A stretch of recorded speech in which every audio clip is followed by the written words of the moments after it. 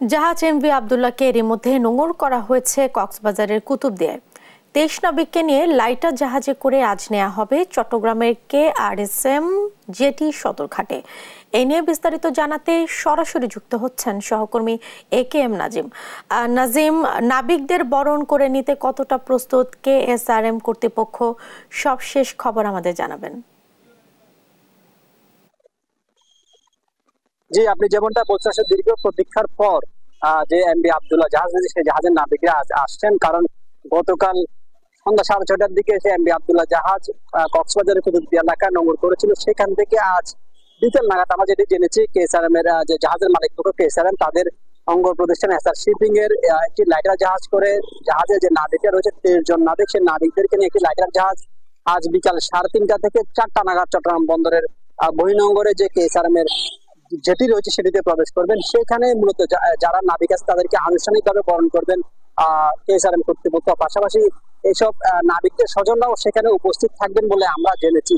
এদিকে জাহাজ থেকে যে নাবিকরা আজকে চলে আসতেছেন সেই জাহাজে নতুন একটি নাবিকের দল পৌঁছাতে পেরেছেন বলে আমরা জেনেছি।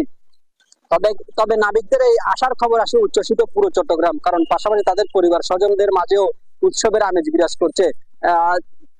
জাহাজ জিম্মি হওয়ার পর আসলে পরিবারের মাঝে এক ধরনের উদ্বেগ উৎকণ্ঠা কাজ করেছিলেন। তারপরে দীর্ঘ 1 মাস ধ্যান করার পর নাবিকদের উদ্ধার করার পর তারা আসলে দেশে ফিরেছেন। সবাই সুস্থভাবে এবং নিরাপদে জাহাজ সহ দেশে ফিরে আসলে সবার মাঝে উৎসবের আমেজ বিরাজ করছে। পাশাপাশি জাহাজের মালিক পক্ষ থেকে শুরু করে নাবিকদের পরিবার তারা সবার কাছে দোয়া কামনা করেছেন এবং মাননীয় প্রধানমন্ত্রীর কাছে তারা কৃতজ্ঞতা প্রকাশ করেছেন। কারণ তাদের সন্তানরা যে নিরাপদে দেশে ফিরছেন এটি তাদের কাছে সবচেয়ে বড় পাওয়া।